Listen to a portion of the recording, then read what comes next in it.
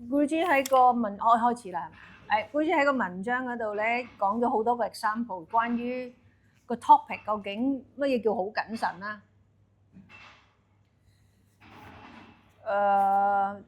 有冇要我 further 講多啲嘅咧？喺入邊咧有提到，大聲啲。入邊咧有提到一個刺激性嘅練習，同一啲係好激勵嘅練習。咁其實呢兩者，我自己覺得未必一定係一刀切開嗰樣嘢就係刺激，嗰樣嘢就係激勵。因為我覺得呢啲會唔會係我要視乎翻練習嗰個人嗰刻嗰個身體去判斷佢做過嗰樣嘢係究竟係令佢激勵佢啊，定還是係令佢係消耗緊一啲嘅 energy， 係咪咁樣可以咁樣去理解？你再講多次你最尾嗰個。即係我覺得即係佢即係激勵同埋刺激呢兩樣嘢，係咪一定係要一刀切去切開佢？喂，呢樣嘢就係太過刺激啦，你唔可以去做。呢樣嘢係你去做啦，因為係有激勵，定還是係其實係要視乎翻你當下你個身體或者嗰個人去做嗰陣時，嗰樣嘢令佢個身體係有一個激勵啲嘅意識，定還是係？我覺得你有少少喺個字上面好想 define 佢究竟係有咩分別啦。但呢個係一個 feeling 嚟㗎。嚇，所以其實你哋在座，我覺得你哋個個都有做過 back bend。就係 Guruji 就講你喺 back bend 入邊，你會點樣去 activate 你個 heart。但啲人都會覺得我跑步我要強化我個心肺功能。或者有時我都有聽過個學生覺得自己喺個動作度好 struggle，做完之後好喘氣嘅時候，佢話係我啲心肺功能好差，即係呢啲都係一啲一般人常用嘅 description。我個心肺功能唔夠好，不過就係我用let's say我做任何 exercise 去強迫個身體增加佢嗰個心率或者呼吸個速度。一般嚟計就係用呢個，其實用一個壓力去逼使你嘅身體跳快啲、泵快啲咁啊嘛。但如果喺一個後彎入邊，你會 feel 到自己嘅呼吸加深，你個心跳都有加速嘅嗰個過程裡面咧，你唔係一個逼佢嘅，因為第一就係話你離開個動作嘅時候，你好快嗰個你嗰個心跳嗰個快。同你用跑步去逼你自己嘅心跳嗰個快咧，唔係同一樣嘢嚟㗎。你問我而家我攞個口講唔一樣，我都好難講俾你聽有啲乜嘢嘅唔一樣。我淨係知我淨係可以具體啲咁樣講，就係話喺後彎入邊，你個呼吸會好 naturally 加深，就唔係加快。你係喺一個好 deep 嘅後彎裡面，你個呼吸係好似一個咁樣嘅狀態。譬如如果你跑步嗰種呢個嗰喘咧，個氣係好淺層嘅。但喺 back bend 入邊，如果我哋喺瑜伽入邊個呼吸等於個 life force 嘅 distribution 咧，好明顯喺個 back bend 入邊個 life force。點樣喺身體入邊嗰個分佈咧，係擴張得好緊要，係啦。即係我會用個呼吸可以容易啲、具體啲講到你聽有咩分別，因為大家都有做過 back bend。你 back bend 嗰種好個心跳都會快，但你嗰個呼吸嗰個，因為你入內在空間增加，然後你個呼吸變得好大、好深。喺個跑步入邊，永遠都唔會可以 reach 得到。咁呢個就係我增加個所謂嘅心肺功能。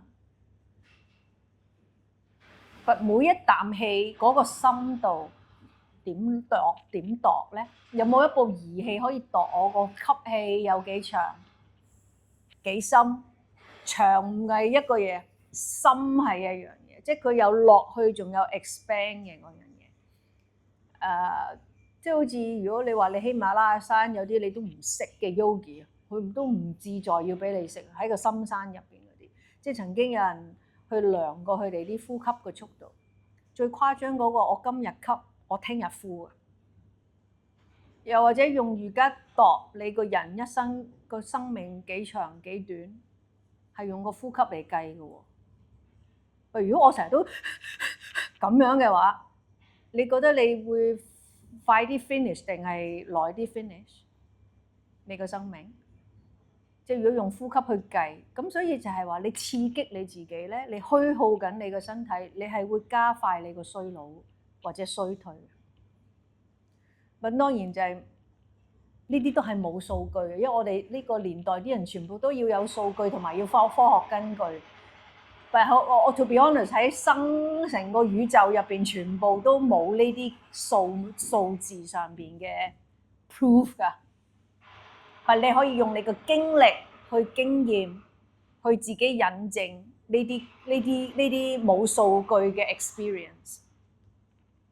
係啦，同埋主要就係瑜伽係 for 我哋個 mind 嘅，大部分要搞清楚，唔係主要係 for 我哋個 body。所以你要有時去知道就係，我喺個後彎入邊，我個 mind 嗰個狀態，同我跑步嘅時候我個 mind 嘅狀態，簡單就係個 mind 向入走定係向出走。其實就係講緊個 energy 向出走定係向入走。咁如果你計養生嘅時候，你啲嘢梗係向入走，你 hold 住自己嘅 energy restore 佢，就梗係好過你佢出去啦。你冇咗就係冇咗噶咯，你個 life force 你佢出去嘅話，你即係你唔係講緊你食粒supplement食支針咁樣啲嘢啊入翻去。你冇咗就係冇咗，咁即係咩咧？所以我哋自己要用自己經驗去話俾自己聽，我虛耗緊自己定唔係？我 stimulate 個身體，增加佢嗰個，即係有時我哋都會講就係，我 stimulate 個身體，令到佢有個意識去吸收多啲營養，呢個係一個好嘢嚟嘅。但我哋永遠做運動嘅時候，成日都係只係加數同減數。減咗啲卡路里，食翻啲卡路里，呢個係一啲好將自己當成一個機械人嘅 calculation 嚟。係啊，即係有時瑜伽講都會係我食嗰樣嘢，我係一個點樣嘅心態，一個點樣嘅心境，邊個人煮都好緊要㗎喎。你諗下，如果嗰餐飯係你阿媽煮嘅，你覺得你吸收會唔會好啲？一定會好啲，但呢個都冇數據㗎，因為你 feel 到嗰個愛，阿媽煮落去嗰個 energy，會改變食物個 energy，都冇數據。定係你出去食外賣，你覺得你即係大家都係食雞啦，大家都係食同一個 ingredients。邊個身體會好啲，就一定係阿媽煮嗰餐飯，你個身體一定會好啲，同埋你瞓到啦。你喺街食個意識形態全部都唔係同一樣嘢，所以變咗喺呢啲情況又係啦。點解釋啊？係咯，即係你諗下個小朋友係餐餐都係媽媽煮俾佢食，嗰個小朋友食出嚟嗰個樣、個身體嗰個狀態。同嗰個小朋友只能成日都係食快餐，即係唔係淨係純粹佢食多啲味精定係少啲，而係成個食物嗰個 energy 都唔係同一樣嘢嚟。係，所以都係呢啲層面唔係淨係 Guruji 講嘅呢啲，冇得好難解釋俾你聽，又點解有咩分別。But it's really 我哋，譬如好似喺個脊上面，我哋 develop 自己嗰個awareness consciousness。你就係要 apply 落去你生活嘅每一個層面啊！你點會要人哋解釋話你聽？跑步同做一個 back bend，大家心跳都加速，然後你要人哋話你聽有咩分別？你自己個經歷咪係最好嘅分別，都唔使多個人話你聽。但你話我成世人都淨係跑步，我冇做過 back bend，咁你又冇得解釋你聽。點解釋你聽？係，仲有冇其他要 further explain？咁啊，都係Guruji講係我哋學嘢啦。即係佢話有啲人喺潘尼睇佢教緊一個6個月 pregnant 嘅人做瑜伽，見到佢咁樣教，俾嗰個 props 佢，然後就Guruji我哋翻去都可以試下教 pregnant lady 啦咁又即係當然就係 Guruji佢哋就會覺得你哋咁樣學嘢嘅態度咧，令到佢即係個頭殼頂飆煙啦。因為我講緊教學每個大前提就係我哋每個人都係獨立嘅個體。我哋，因為我哋呢啲喺城市入邊返學，已經被灌輸咗，我學一啲嘢，我就可以教第二個人啦嘅嗰樣嘢，從來都唔諗，咁嗰個人其實咩質素、咩年紀，佢第幾次懷孕，即係好多個人嘅要知道嘅嘢，都需要 consider 去決定究竟佢應該點樣 practice。幾多歲懷孕？第幾次懷孕？佢有冇流產過？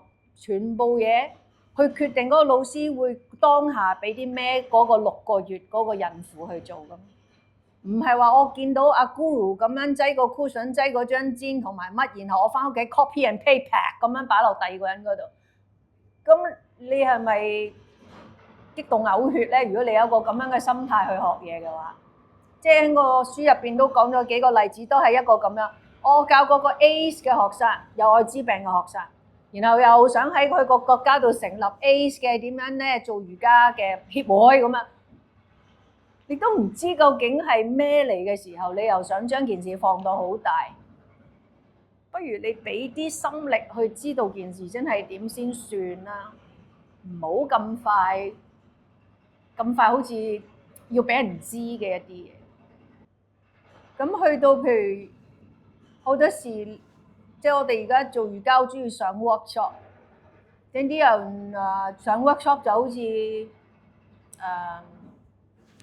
儲郵票咁啊！我有跟過呢個老師上，我又跟過嗰個老師上，去儲好多嘢咁。問題係，即係你學嘢個心態好似 collection 咁樣嘅時候咧，你永遠都唔係潛入去明白嗰件事。咁你學啲嘢永遠都好淺層，我理得你跟過幾多個老師上嘅，你冇自己內化嗰啲嘢，你亦都冇喺某一個 subject、某一樣嘢轉入去嘅時候，然後你覺得我跟好多個好出名嘅瑜伽老師上堂，我就係學咗好多嘢，人呢個心態都係好奇怪。你永遠都係你做瑜伽就係你想 connect 你自己呢一度嘛，你都冇 connect 你自己呢一度，你哪怕你跟幾多個老師咧？冇人俾到個答案你，除咗你問你呢一度，你做瑜伽就係想 connect 你呢一度，頂然後你就知下一步應該點樣。咁所以嗰個要好審慎喺呢個文章入邊，我乜嘢叫做好審慎去判斷我應唔應該咁樣去做？咁一開始佢個 example 就係話啲人好似做好多好 deep 嗰啲 cleansing 啊。咁 Guruji 就係講清楚，就係呢個唔係瑜伽 practice 嘅一部分嚟，係 for 有 disease 嘅人去做，就唔係你冇 disease 就走去灌腸洗鼻，即係吞塊布入去咁樣嗰啲嘢。其實你咁樣就係變成一個 irritation，明明冇嘢，你搞佢咧，搞到佢仲衰啲咁樣。因為嗰啲 method 唔係 for 一個健康嘅人做嘅，係。咁如果你冇嘢，你無啦啦揾啲嘢咁樣搞，然後覺得咁樣好 trendy 啊，覺得咁樣就係瑜伽。咁老Guruji就係話你 process 下，你係咪真係有嗰個需要？就唔係一啲 trendy 嘅嘢嚟。sometimes 因為瑜伽嘣一聲，好似個炸彈咁樣。跌咗去其他啲國家，然後啲人就會知少少又砰咁樣，好似發到好大咁樣，冇轉入去。佢頭先淨係講話一個孕婦應該點樣做瑜伽，係一個好個人嘅判斷。你揾個老師好清楚知道你前前後後嗰啲嘢，你先可以去做，唔係一啲好 trendy 啊。當然係明嘅，即係一班孕婦媽媽一齊走埋一齊做瑜伽，好開心 sharing 嘅 experience。唔代表咁樣你又可以叫做走去教孕婦嘅瑜伽。純粹你見到個老師咁樣教，或者純粹學咗一個 course，即係老師就話咁樣好似好唔夠審慎，我哋個做嘅嘢個過程裏面。其他部分需唔需要再講？冇啦，係咪？好，下次 Healing Arts，跟住我哋就睇晒呢個 Part 3㗎咯喎。下次見。